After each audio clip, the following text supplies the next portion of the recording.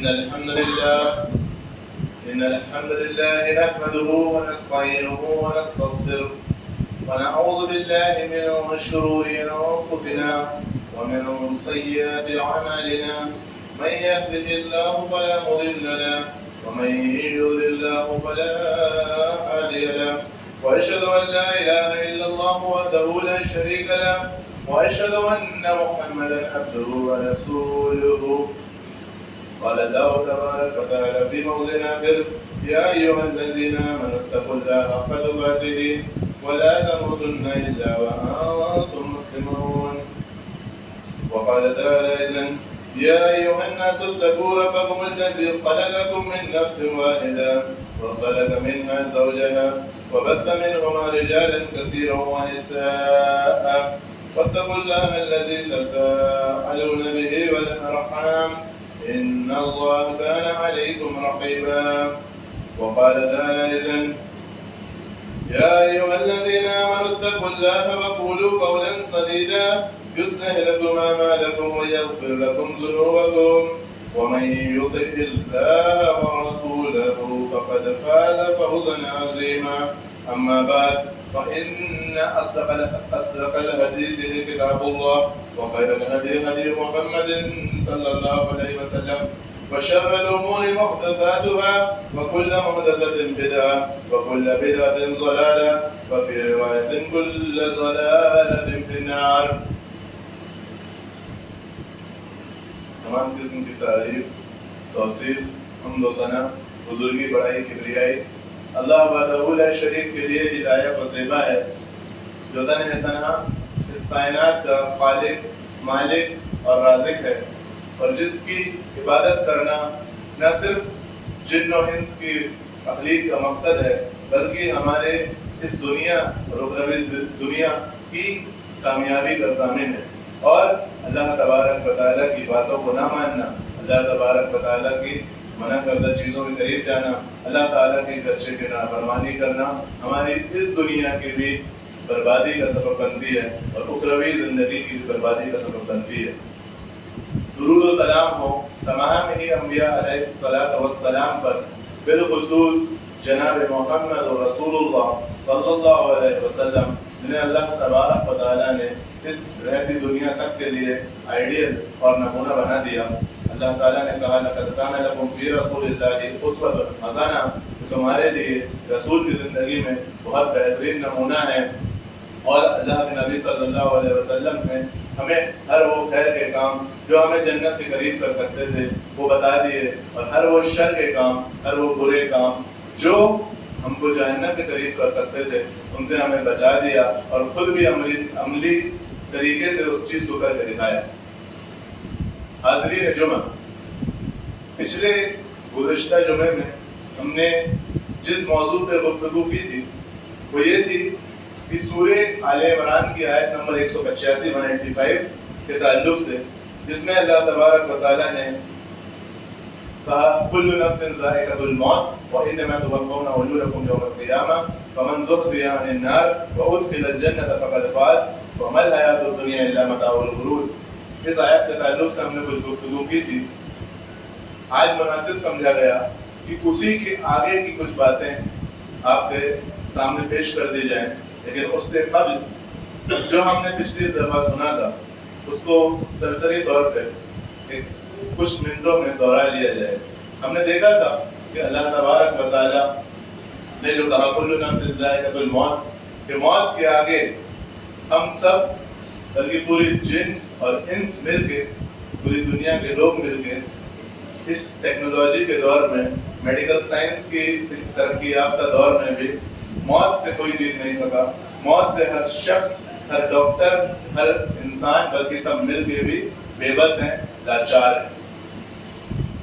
اللہ تعالیٰ نے قرآن میں فرعون کے تعلق سے کہا کہ جب اس کو غرق کر دیا گیا تو اللہ تعالیٰ نے کہا کہ اس کے محل، اس کی باغات سب موجود ہیں لیکن فرعون موجود نہیں ہے. آج اس کے باغات، آج اس کے محل کے وارث کوئی اور ہے، یعنی بنی اسرائیل کو اللہ تعالیٰ نے اس کا وارث بنا دیا. اسی طریقے سے ہمیں بھی یاد رکھنا چاہیے کہ جس طریقے سے آج ہم اپنے گھروں میں رہتے ہیں، اپنی گاڑیوں میں بیٹھتے ہیں، اپنے بستروں پہ سوتے ہیں. ایک وقت عنقریب ایک ایسا وقت آنے والا ہے کہ انہیں بستروں پہ کوئی اور سوئے گا, انہیں گھروں میں کوئی اور سوئے گا, انہیں گاڑیوں پہ کوئی اور چلے گا. اس مسجد کی رونق کوئی اور بنے گا, ہم نہیں ہوں گے. انسان کو اس حقیقت کو یاد رکھنا چاہیے, اور انسان اس حقیقت کو جب یاد رکھتا ہے تو یہ بات انسان کو سمجھنی چاہیے کہ جس طریقے سے موت سے وہ لاچار ہے, موت سے اس کا کوئی بس نہیں چلتا, اسی طریقے سے اللہ تبارک و تعالیٰ کے سامنے کھڑے ہونے سے, اپنے نامہ اعمال کے پیش ہونے سے, اپنے کیے دھرے کا حساب دینے سے کوئی بچ نہیں سکتا. جس طرح سے انسان موت سے نہیں بھاگ سکتا, اللہ کے سامنے کھڑے ہونے سے بھی نہیں بھاگ سکتا. اور موت آتے ہی انسان کو اللہ تبارک و تعالیٰ کی نعمتیں یا اللہ تبارک و تعالیٰ کے عذابات سے انسان دوچار ہونے لگتا ہے, جس کی بہت سی دلیلیں ہیں. سوچئے ہم اللہ کی نعمت سے یا اللہ کے عذاب سے کتنا قریب ہیں. اپنے زندگی کے نہج کو سمجھیے کہ آپ کس نہج پہ اپنی زندگی گزار رہے ہیں. میں اور آپ کس نہج پہ اپنی زندگی گزار رہے ہیں, کہ ہم اللہ کے عذاب کے قریب جا رہے ہیں یا اللہ تبارک و تعالیٰ کی نعمت کے قریب جا رہے ہیں. آگے اللہ تبارک و تعالیٰ نے فرمایا کہ قیامت کے دن جب پورا بدلہ دیا جائے گا تو اس کے بعد یہ ہوگا کہ انسان کو یا تو جنت ملے گی یا تو جہنم ملے گی. اور کامیابی کے تعلق سے اللہ تبارک و تعالیٰ نے کہا کہ فمن زحزح عن النار, جو جہنم سے بچا لیا گیا. جہنم کیسی جہنم؟ جہاں پہ ادنا عذاب, جہاں کا ادنا عذاب یہ ہے کہ اس دنیا سے 70 گنا تیز آگ کا جوتا اس شخص کو پہنایا جائے گا اور اس کا سر, اس کا بھیجا ابل رہا ہوگا, اور اس کو لگے گا کہ مجھ سے زیادہ عذاب کسی کو نہیں دیا جا رہا ہے. تو جو جہنم سے اس چیز سے بچا لیا گیا اور ایک ایسی جنت میں داخل کر دیا گیا جہاں کا ادنا جنتی, جہاں کا سب سے نچلے درجے کا جنتی کو جو ملے گا وہ یہ ہوگی کہ اس دنیا کے برابر جنت ملے گی, اور اس دنیا کی طرح نہیں ہوگی. وہ جنت ایسی ہوگی کہ اس جنت کا ایک کوڑا, ایک اتنی سی جگہ آپ کہہ لیں, بلکہ کچھ روایتوں میں آیا کہ وہاں کی عورتوں کے روپٹا دنیا و ما فیہا, اس دنیا اور اس دنیا میں جو کچھ ہے, ہیرے جواہرات سونا چاندی سب کچھ ملا لیں, اس سے زیادہ قیمتی ہے. ایسی جنت اس کو اس دنیا کے برابر ملے گی. تو یہ جنت اور جہنم کی حقیقت ہے. اسی لیے کہا گیا کہ اصل کامیابی یہی ہے کہ انسان جنت کو پا لے اور جہنم سے دور کر دیا جائے. آگے اللہ تبارک و تعالیٰ نے فرمایا کہ وَمَا الْحَيَاةُ الدُّنْيَا إِلَّا مَتَاعُ الْغُرُورِ, اور یہ جو دنیا کی زندگی ہے یہ متاع الغرور کے علاوہ کچھ نہیں ہے, یعنی دھوکے کا سامان ہے. دھوکے کی مثال آپ یوں سمجھ لیں کہ ایک انسان جب سوتا ہے تو اس کو خواب آتا ہے, وہ خواب میں جو بھی کچھ کر رہا ہوتا ہے, لیکن جب اس کی نیند کھلتی ہے تو کیا کہتا ہے یا سوچتا ہے کہ اصل زندگی یہ ہے, وہ تو خواب تھا. یہی حال ہم سب کا ہونے والا ہے جب ہماری موت آئے گی. ہم کو جب سمجھ میں آئے گا, انتقال ہوگا, یعنی ہم منتقل ہوں گے اس دنیا سے اس دنیا میں, تب ہم کو سمجھ میں آئے گی کہ یہ جو دنیا کی زندگی میں گزار رہا تھا یہ تو بس ایک دھوکے کا سامان تھا, یہ تو ایک خواب کی طرح تھا, لیکن اصل زندگی میری اب شروع ہونے والی ہے. کہنے کا مطلب یہ کہ اصل کامیابی اخروی کامیابی. آئیے اب آگے چلتے ہیں. اللہ تبارک و تعالیٰ نے سورہ کہف میں فرمایا وَاضْرِبْ لَهُم مَثَلَ الْحَيَاةِ الدُّنْيَا كَمَاءٍ أَنزَلْنَاهُ مِنَ السَّمَاءِ فَاخْتَلَطَ بِهِ نَبَاتُ الْأَرْضِ فَأَصْبَحَ حَشِيمًا تَذْرُهُ الرِّيَاحُ وَكَانَ اللَّهُ عَلَى كُلِّ شَيْءٍ مُقْتَدِرًا. کہ آپ مثال بیان کر دیں ان لوگوں کو, دنیا کی زندگی کے تعلق سے ایک مثال بیان کر دیجئے. وہ تو ایک پانی کی طرح ہے جو اللہ تبارک و تعالیٰ اس کی مثال بتا رہے ہیں. اللہ تبارک و تعالیٰ نے کہا کہ کا مان ایک پانی ہے جو اللہ تبارک و تعالیٰ بارش کی شکل میں اوپر سے برساتا ہے. پھر یہ دنیا کے شخص مطلب دنیا ہری بھری ہو جاتی ہے, کھیت لہلانے لگتے ہیں, پیڑ پودوں میں پتیاں آ جاتی ہیں, پھل آ جاتے ہیں, انسان کو بڑا اچھا لگنے لگتا ہے, ایک خوشگوار ماحول ہو جاتا ہے. پھر اللہ تبارک و تعالیٰ نے کہا پھر عنقریب ایسا وقت آتا ہے, اس عنقریب ایک ایسا وقت آتا ہے کہ یہی پیڑ پودے جن کی پتیوں کو تم دیکھ رہے تھے آج ہرا بھرا, یہی کھیت تمہارے جو آج ہرے بھرے تھے, ایک ایسا وقت آتا ہے کہ وہ چھورا ہو جاتے ہیں, سوکھ جاتے ہیں, اور ان کو ہوا ریح اڑا کے لے جاتی ہے. دنیا کی مثال بھی, دنیا کی زندگی کی مثال بھی یوں ہی ہے کہ انسان ہم نے دیکھا تھا کہ نطفے سے پیدا ہوتا ہے, دھیرے دھیرے بڑا ہوتا ہے, جب عقل شعور آ جاتی जाती है, जब थोड़ा सा जवान हो जाता है, दुनिया की रंगीनियां उसको अपनी तरफ अट्रैक्ट करने लगती हैं, दुनिया की ज़ेब व ज़ीनत उसको अपनी तरफ अट्रैक्ट करने लगती हैं। वो अगर इनमें मुलव्विस हो जाए तो उसके लिए खसारा है। लेकिन होना क्या है, उसका अंजाम इंसान को हमेशा याद रखना चाहिए, चाहे जवानी में हो, चाहे बुढ़ापे में हो, चाहे आज हो, चाहे कल हो, चाहे जल्दी हो, चाहे ताखिर से हो, उसका अंजाम खत्म होना है। या तो इंसान खुद खत्म हो जाता है, उसको मौत लायक हो जाती है, या तो उसकी जो ज़ेब व ज़ीनत जिससे वो फायदा उठा रहा था, जिनसे वो लुत्फानंदोज हो रहा था, वो तमाम चीजें खत्म हो जाती हैं। ये दुनिया, इसीलिए किसी ने कहा था ना कि ये दुनिया किराए का घर है, एक ना एक दिन बदलना पड़ेगा, किराए के घर की तरह है, एक ना एक दिन बदलना पड़ेगा, और जब मौत आएगी तो घर से बाहर निकलना पड़ेगा। तो बहरहाल अल्लाह तबारक व तआला ने सूरह कहफ में भी इसी मिसाल को बताया, और उसके बाद अल्लाह तबारक व तआला ने जो बात कही है वो गौर व फिक्र करने की है, और असल मौजू आज का यही है। ये है अल्लाह ताला ने उसकी अगली आयत में फरमाया कि दुनिया की मिसाल देने के बाद, अल माल वल बनून ज़ीनतुल हयातुद दुनिया, कि ये माल और औलाद क्या है, दुनिया की ज़ीनत है, हयातुद दुनिया, वल बाक़ियातुस सालिहात, बाकी रहने वाली नेकियां, वल बाक़ियातुस सालिहात खैरुन इंदा रब्बिक, तेरे रब के नजदीक अच्छी हैं, तेरे रब के नजदीक बाकी रहने वाली जो नेकियां हैं वो अच्छी हैं। किस एतबार से? सवाब के एतबार से, यानी बदले के एतबार से, और इस एतबार से भी कि उनसे उम्मीदें लगाई जा सके, उनसे इंसान उम्मीदें लगा सके। यहाँ पे दो चीजों का जिक्र हुआ है, एक माल और एक बनून, यानी माल जो इंसान कमाता है। अब माल सिर्फ पैसा नहीं, माल हर शक्ल में देख लीजिए, घर भी उसका माल है, उसकी प्रॉपर्टी भी उसका माल है, उसकी गाड़ी भी उसका माल है, ये तमाम चीजें, और उसकी औलाद, ये तमाम चीजों को अल्लाह तबारक व तआला ने क्या कहा है, ये हयात ज़ीनतुल हयातुद दुनिया है, ये तुम्हारी जिंदगी को अच्छा बना सकते हैं। यानी तुम्हारी जिंदगी में ये तमाम चीजें, इंसान के पास अगर माल होता है तो उसकी जिंदगी एक अच्छी होती है, और इंसान के पास जब औलाद होता है, औलाद से मुराद यहाँ बहुत से उलमा ने कहा कि उसके कॉन्टेक्ट्स भी देते हैं, उसके रिश्तेदार, उसके लोग, उसके आगे पीछे रहने वाले लोग अगर बहुत हैं तो ये उसकी जिंदगी की दुनिया को क्या करता है, अच्छा बना सकता है। ये हयातुद दुनिया के लिए जीनत है। लेकिन एक बात याद रखना, अल्लाह तबारक व तआला ने यहाँ पे इन चीजों को बुरा नहीं कहा। अल्लाह ताला ने ना माल को बुरा कहा, ना बेटों को बुरा कहा। अल्लाह तबारक व तआला ने बिल मुकाबिल उसके एक आयत लाई, उसके एक आयत का टुकड़ा लाया कि लेकिन याद रखना कि ये जो माल और ये औलाद जिनसे तुम उम्मीदें बनाए रखते हो कि ये औलाद मेरी बुढ़ापे का सहारा बनेंगी, ये मेरा माल जो मैंने बचा के रखा है ये मेरा बुढ़ापे का सहारा बनेंगी, अच्छी बात है, कोई बात नहीं, करना चाहिए इंसान को। लेकिन एक बात याद रखना कि वो नेकियां जो अल्लाह तबारक व तआला के पास तुम पहुंचा दो और वो बाकी रह जाएं, वो इन सब जमा करने से बेहतर है, और इस एतबार से भी बेहतर है कि इंसान अपनी नेकियों पर उम्मीद कर सके। क्योंकि माल और औलाद गर्चे बहुत बड़ी नेमत है, जिसको मिल जाए वो उसमें बहुत बड़ी अल्लाह की नेमत भी है। लेकिन आप माल को देख लीजिए, माल इंसान का कब जाया हो जाए कुछ नहीं कह सकता। इंसान इस बातों से कभी अमन में नहीं रह सकता। इंसान कितना भी अमीर हो, कितने लोग अमीर रोड पे आ गए, सड़कों पर आ गए, माल से उम्मीद, कभी मकान में ज़लज़ले आ जाते हैं। आजकल जो हालात देख रहे हैं कि किसी ने कहा था ना जब तुर्की में वही ज़लज़ला आया था कि मैं तीन बिल्डिंग थी मेरे पास और आज सिर्फ 3 रोटी पकड़ा हूँ।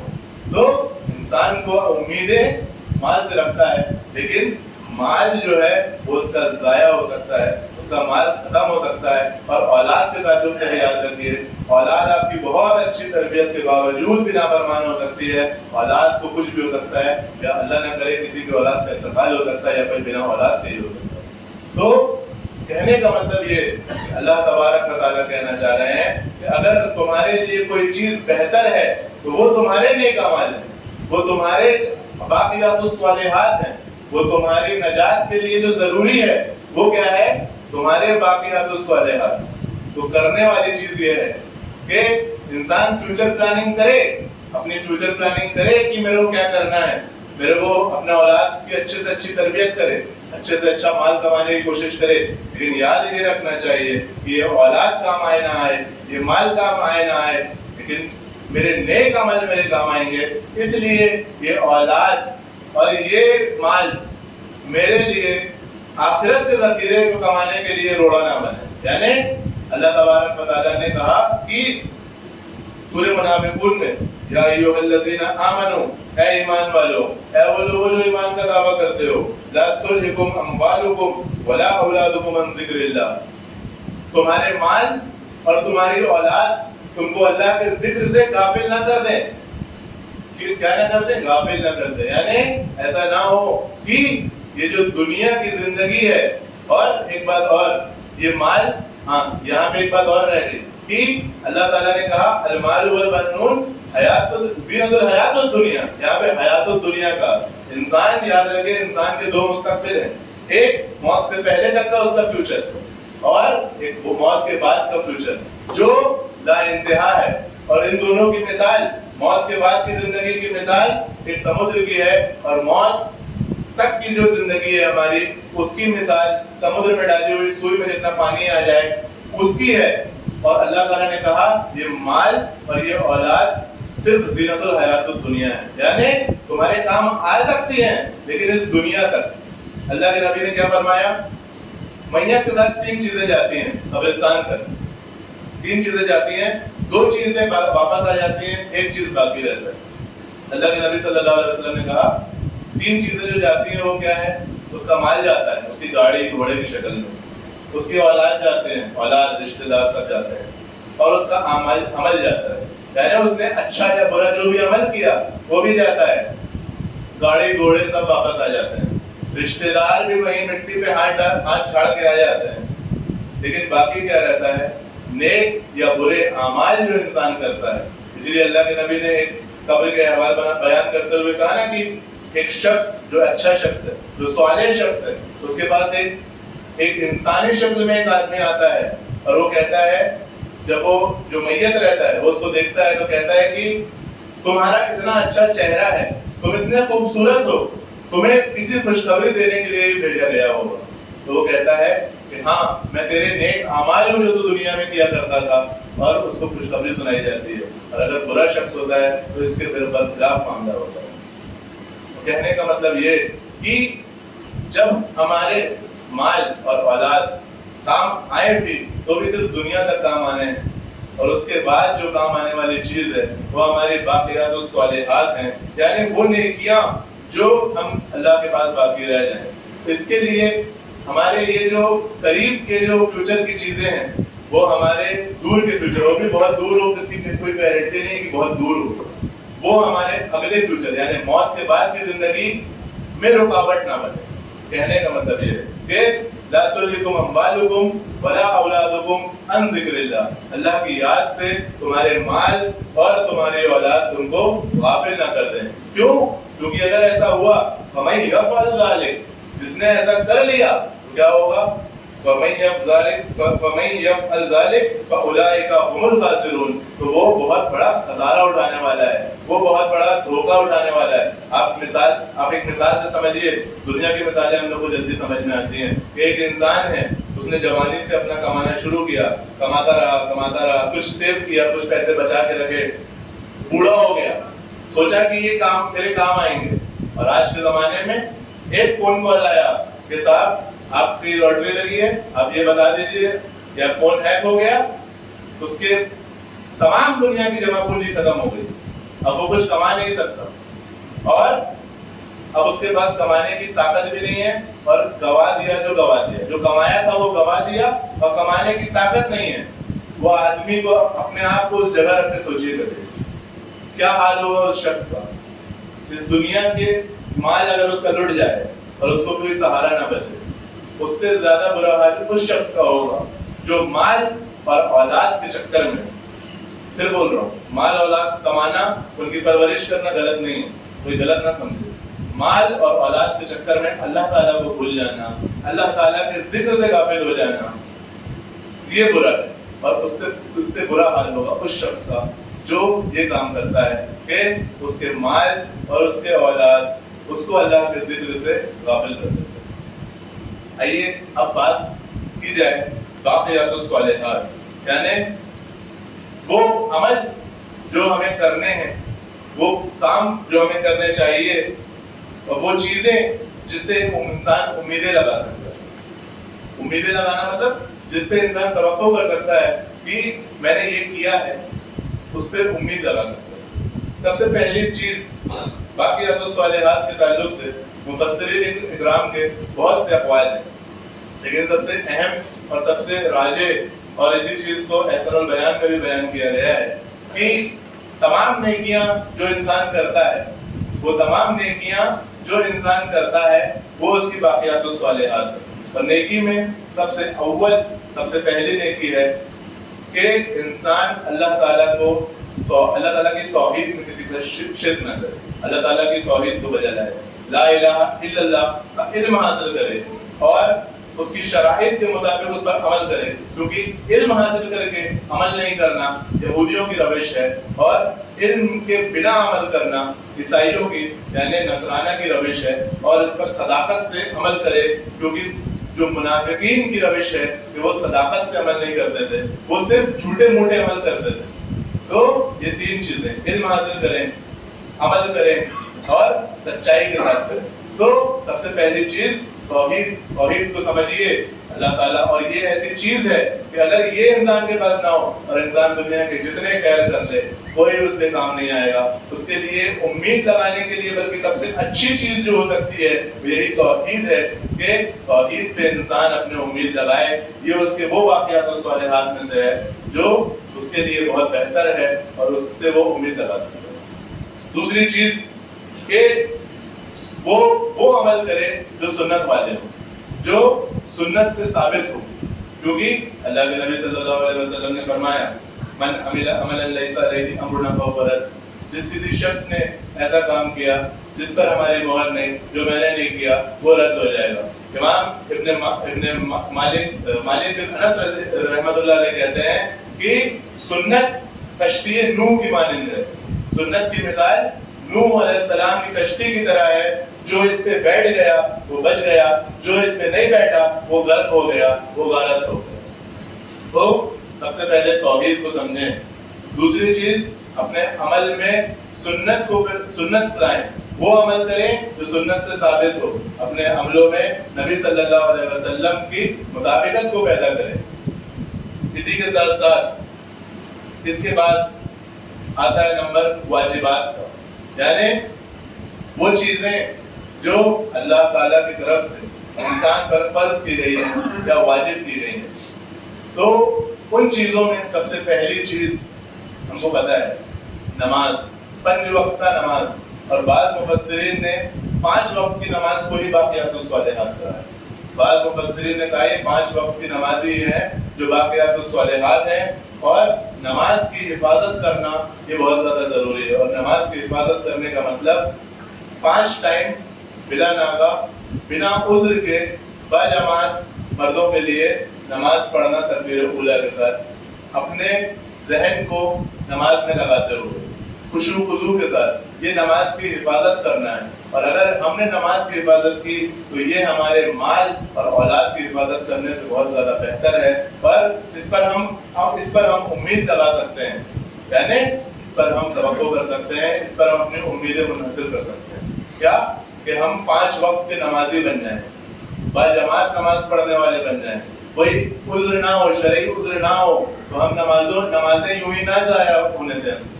اس چیز کو بہت زیادہ پابندی سے کرنے کی ضرورت ہے۔ اللہ کے نبی صلی اللہ علیہ وسلم نے اپنے ابن عباس رضی اللہ عنہ سے کہا تھا کہ تم اللہ کو یاد رکھنا، اللہ تعالیٰ تمہاری حفاظت فرمائے گا۔ اور اللہ تعالیٰ کو یاد رکھنے کا سب سے اچھا ذریعہ ہے نماز، کیونکہ اللہ تعالیٰ نے موسیٰ علیہ السلام سے کہا تھا اقم الصلاۃ لذکری، تم نماز پڑھو میری یاد کے لیے، مجھے یاد رکھنے کے لیے۔ تو نماز کی پابندی بہت زیادہ ضروری ہے، اور اگر ہم نماز کی حفاظت کرنے والے بن جائیں تو اللہ تبارک و تعالیٰ اس دنیا میں بھی ہمیں حفاظت میں رکھے گا، ہمارے مال کو، ہمارے اولاد کو بھی حفاظت میں رکھے گا، قبر میں بھی ہماری حفاظت ہوگی، اور آخرت میں بھی ہماری حفاظت ہوگی جہنم سے، جو ہمارا اصل مقصد ہے، جو ہم ابھی دیکھ کے آئے ہیں۔ تو ہم نے سنا ہے کہ ہماری اصل کامیابی جو ہے اس کا بھی نماز سے بہت بڑا تعلق ہے۔ دوسری چیز جو ہمیں کرنی چاہیے اس کے بعد کہ نماز کے بعد بہت سے ایسے اعمال ہیں جو ہمیں کرنا چاہیے. اس میں حقوق اللہ اس کے تعلق سے شکر. اللہ تعالیٰ نے قرآن میں ایک جگہ کہا کہ اگر تم شکر گزار ہوگے, اگر تم شکر گزاری کرو گے اور ایمان والے ہوگے تو اللہ تعالیٰ تم کو عذاب دے کے کیا کرے گا. یعنی اللہ تعالیٰ کو اپنی زبان میں کریں تو اللہ تعالیٰ کو تم کو عذاب دینے میں مزہ نہیں آتا ہے. اللہ تعالیٰ تم کو عذاب دے کر کیا کرے گا؟ تم کو بس دو کام کرنا ہے. کیا؟ تم کو شکر گزاری کرنا ہے اور تم کو ایمان والا بننا ہے. تو ان تمام چیزوں کی شکر, صبر, اسی طریقے سے اللہ سے ملاقات کے لیے تیاری. ایک سورہ میں ہے کہ جب نیک لوگوں کو ان کے نامہ اعمال سیدھے ہاتھ میں دے دیے جائیں گے تو وہ کیا کہیں گے؟ انی ظننت انی ملاق حسابیہ, کہ مجھے تو پتا تھا کہ میری ملاقات یہاں ہونے والی ہے اللہ تبارک و تعالیٰ سے, اور میں حساب کے تعلق سے مجھے پتا تھا کہ یہ سب ہونے والا ہے. یعنی انسان اپنی آخرت کو, اللہ کے سامنے کھڑے ہونے کو, اللہ سے ملاقات کرنے کو اپنے ذہن میں ہمیشہ رکھے. یہ اس کے لیے بہت نیکی کی کام ہے, کیونکہ اگر وہ یہ کام کرے گا تو وہ گناہوں سے بچ جائے گا. انسان دیکھیے, ہم کسی سے ملاقات کرنے جاتے ہیں یا ہمارے گھر کوئی مہمان آتے ہیں تو ہم کتنا اہتمام کرتے ہیں. خاص طور سے جب لڑکی والے آ جائیں یا لڑکے والے کسی کے آ جائیں, رشتے کے لیے کوئی آتا ہے, کتنے اہتمام کرتے ہیں. ان تمام چیزوں کو ہٹا دیتے ہیں جو ناپسندیدہ ہیں, ان تمام چیزوں کو سامنے کرتے ہیں جو اچھی ہیں. اللہ تعالیٰ سے بھی ملاقات ہونے والی ہے. اللہ تعالیٰ سے ملاقات کے لیے کیا تیاری ہے, اس بارے میں ہم غور و فکر کریں. تو اللہ تعالیٰ سے ملاقات کی تیاری کرنا بہت زیادہ ضروری ہے. یہ ہمارے باقیات الصالحات ہیں, یہ بہت بہتر ہے اور امید کے حساب سے بھی بہتر ہے. اسی طریقے سے اللہ کے نبی صلی اللہ علیہ وسلم سے کسی نے ایک بار پوچھا تھا, ایک صحابی نے, کہ اللہ کے نبی نجات کیا ہے, نجات کس میں ہے, نجات کیسے ملے گی, یعنی اخروی کامیابی کیسے ملے گی. اللہ کے نبی صلی اللہ علیہ وسلم نے کہا تم اپنی زبان کو کنٹرول میں رکھو. تم اپنی زبان کو تین چیزیں اللہ کے نبی نے فرمائی, امسک علیک لسانک, کہ تم اپنی زبان کو کنٹرول میں رکھو. اور زبان کے تعلق سے یہ تمام جو گناہ ہوتے ہیں ان سے انسان کو بچنے کی ضرورت ہے. یاد رکھیے, نیک کام کرنا بھی نیکی ہے اور برائی سے بچنا بھی نیکی ہے. آپ کو من کر رہا ہے, آپ کو بہت تیز غصہ آ رہا ہے, آپ گالی دینے پہ قادر ہیں, آپ اس کو مارنے پہ قادر ہیں, آپ کچھ الٹا سیدھا بولنے پہ قادر ہیں, کسی کا مذاق اڑانے پہ قادر ہیں, لیکن آپ نے اگر اللہ کے ڈر سے کہ اللہ کے سامنے مجھے کھڑا ہونا ہے اپنی زبان کو روک لیا, کیا ہوگا؟ اللہ تعالیٰ کے یہاں نیکی لکھی جائے گی اور اس کے بہت سے فضائل ہیں. بلکہ ایک نبی صلی اللہ علیہ وسلم نے کہا کہ من سکت نجا, جو چپ رہا اس نے نجات پائی. اس لیے زبان کی حفاظت کرنا بہت زیادہ ضروری ہے. اسی طریقے سے دوسری چیز اللہ کے نبی صلی اللہ علیہ وسلم نے کہا تم اپنے گھروں کو لازم پکڑو. یعنی جب کام دھام سب ہو جائے تو اپنے گھروں میں رہو, فضول بازاروں میں مارکیٹ میں گھومنے کو بند کر دو. یہ نجات کا ایک راستہ ہے کہ انسان یوں ہی نہ گھومے, چوک چوراہوں پہ نہ کھڑا رہے, اپنا کام کرے اور اپنے گھر کو لازم پکڑے. لیکن آج کل گھروں میں بھی کیا ہے, انسان گھر میں رہ کے بھی باہر رہتا ہے. کیسے؟ سوشل میڈیا کے ذریعے. پورا اس کا سب اللہ تعالیٰ نے نجات کیوں کہا کہ فتنے سے بچے گا, لیکن آج فتنہ ہمارے گھروں میں, یعنی اس سے بھی بچنے کی ضرورت ہے. اسی طریقے سے تیسری چیز اللہ کے نبی نے فرمایا کہ اپنی خطاؤں پہ تم رو, تین چیزیں کر لو تم نجات پا جاؤ گے. کیا؟ اپنی زبان کی حفاظت کر لو, اپنے گھروں کو لازم پکڑ دو, کیونکہ تم اگر اپنے گھروں کو لازم پکڑ لو گے تو شبہات کے اور شہوات کے فتنوں سے تم بچ جاؤ گے. اور تم اپنی خطاؤں پر جو تم سے خطائیں ہو گئی ہیں ان پہ تم رو. اسی طریقے سے اللہ کے نبی صلی اللہ علیہ وسلم نے اور بھی بہت سی چیزیں بتائی ہیں جن کو ہمیں کرنے کی ضرورت ہے. جیسے دعا کرنا. دعا اصل عبادت ہے. یہ واقعات الصالحات میں سے ہے, یعنی کہ ہم بہت زیادہ دعا کریں, استغفار کریں. اسی کے ساتھ ساتھ بندوں کے حقوق دینے میں بھی ہم بہت آگے رہیں. بندوں کے حقوق صرف دیکھیے, بندوں کے حقوق میں ماں باپ کے ساتھ اس نے سلوک, بیوی بچوں کے ساتھ اس نے سلوک, پڑوسی کو نہ ستانا, پڑوسی کے حقوق ادا کرنا. ہر وہ شخص جس سے آپ کا تعلق ہے, چاہے تھوڑی دیر کے لیے ہو چاہے لمبے وقت کے لیے ہو, اس سے اچھے سے پیش آنا. اس کی عزت، اس کے مال اور اس کے خون وغیرہ کی حفاظت کرنا، اس سے آپ کی زبان سے، آپ کے ہاتھ سے آپ دوسرے لوگ محفوظ رہیں. اس کو اللہ کے نبی نے بہت بڑی بات ہے کہ مسلم ہے وہ شخص، ایک مسلمان دوسرے مسلمان کے ہاتھ اور زبان سے محفوظ رہتا ہے. یعنی اس کو یہ سب ہم چیزیں کریں. بلکہ حد تو یہ ہے کہ اسلام نے تو جانوروں تک پہ ظلم کرنے سے منع کیا. جانوروں تک پہ اگر ہم ظلم کرنے سے بچیں گے تو یہ بھی ہمارے لیے باقیات الصالحات ہے. یہ بھی وہ نیکیاں ہیں جو ہمارے لیے بچے، ہمارے لیے آخرت کے دن کام آئے گی. اسی طریقے سے انسان نیکیوں کو بہت محدود نہ کر لے. انسان اکثر کیا ہوتا ہے، سمجھتا ہے کہ وہ نیکیاں جن میں کچھ اہتمام کرنا پڑتا ہے، جن میں کچھ الگ سا کام کرنا پڑتا ہے، ان کو تو انسان نیکیاں سمجھ لیتا ہے. جیسے نماز پڑھنا انسان نیکی سمجھ لیتا ہے، روزہ رکھنا انسان نیکی سمجھ لیتا ہے، اور اسی طریقے سے قرآن بیٹھ کے پڑھنا انسان نیکی سمجھ لیتا ہے. لیکن اسلام میں نیکیاں صرف اتنی نہیں ہیں. اسلام میں تو یہ بھی کہا گیا ہے، اللہ کے نبی نے کہا تم کسی نیکی کو چھوٹا مت سمجھو، یہاں تک کہ تمہارے بھائی سے ہنس کے ملنا بھی نیکی ہے. یعنی آپ اپنے کسی بھائی سے ملے تو مسکرا دیے، آپ نے تھوڑا سا ہنس دیا، یہ آپ کے لیے نیکی ہے. ایک کھجور کا ٹکڑا بھی اگر تم دے دو وہ بھی نیکی ہے. یعنی صدقہ دینے کے لیے بہت زیادہ امیر ہو کوئی آدمی، یہ ضروری نہیں ہے. آپ ایک چھوٹا سا صدقہ، لیکن ان تمام نیکیوں میں کیا ہونا چاہیے؟ ایک ہمارے پاس ایمان ہونا چاہیے، دوسرا ہماری نیتیں خالص ہونی چاہیے.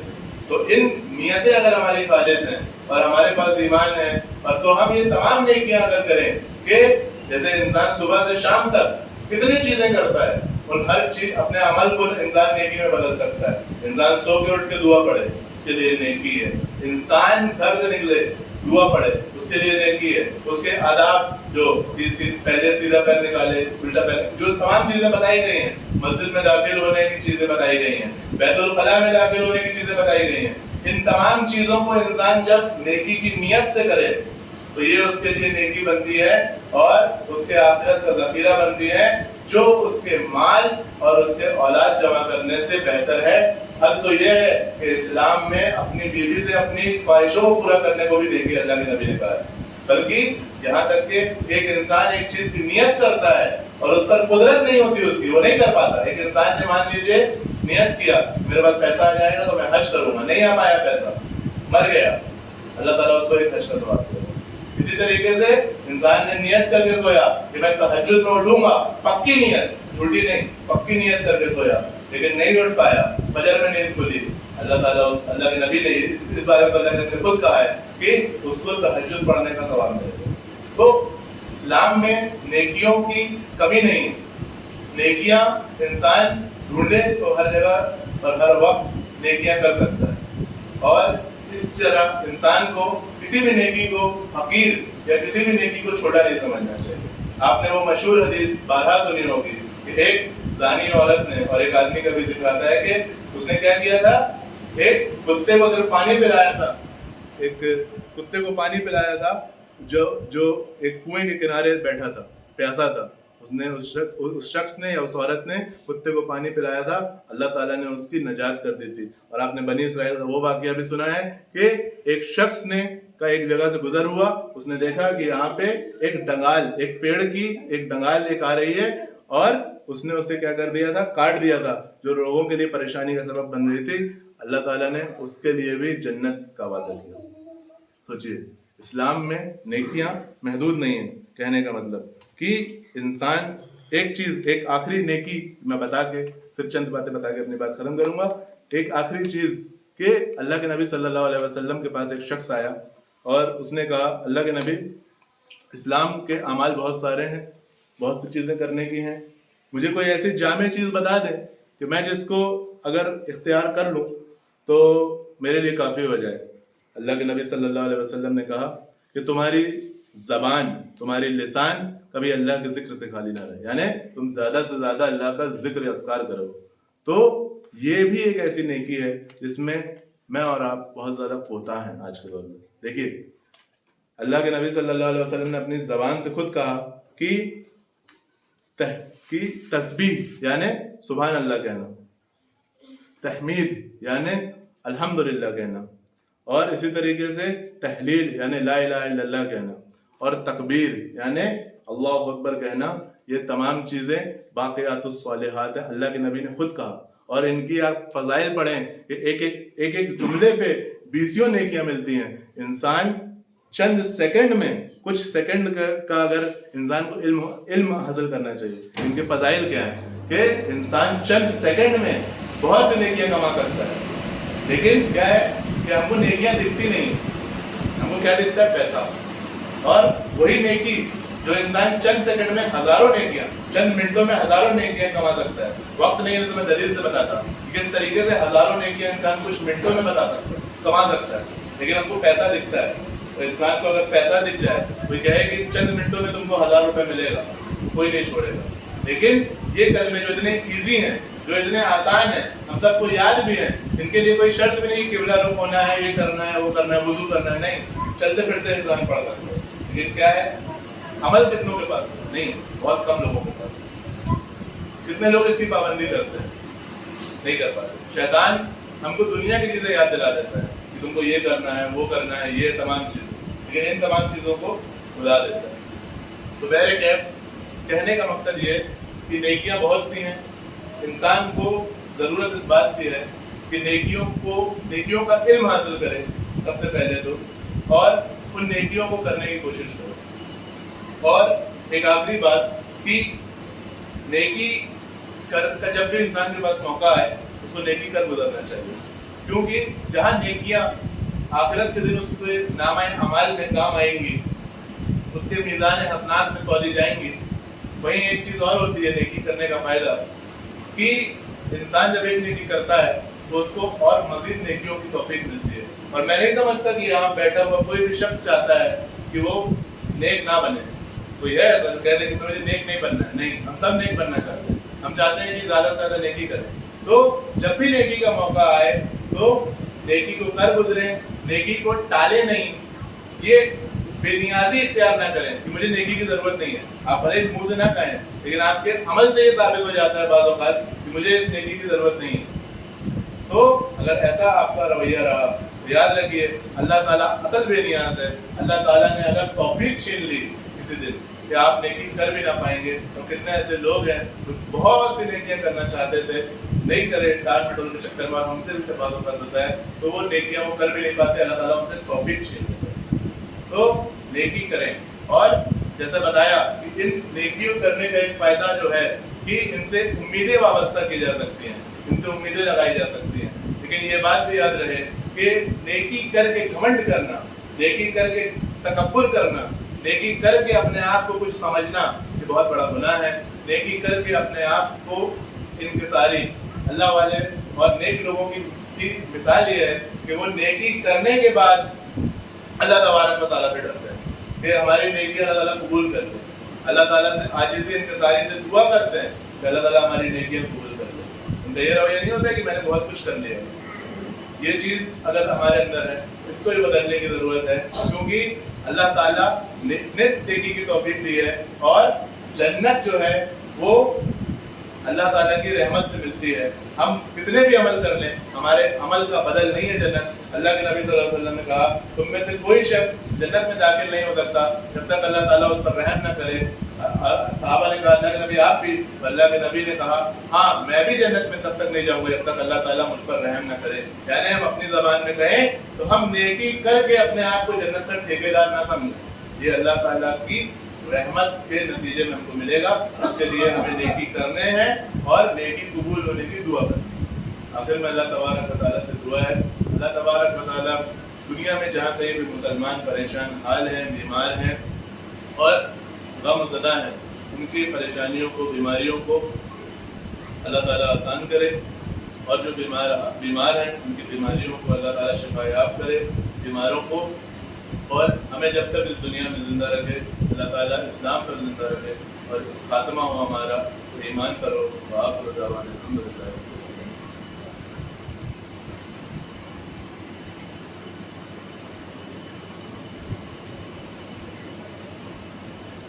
الحمدللہ والصلاة والسلام علی من لا نبی بعدہ.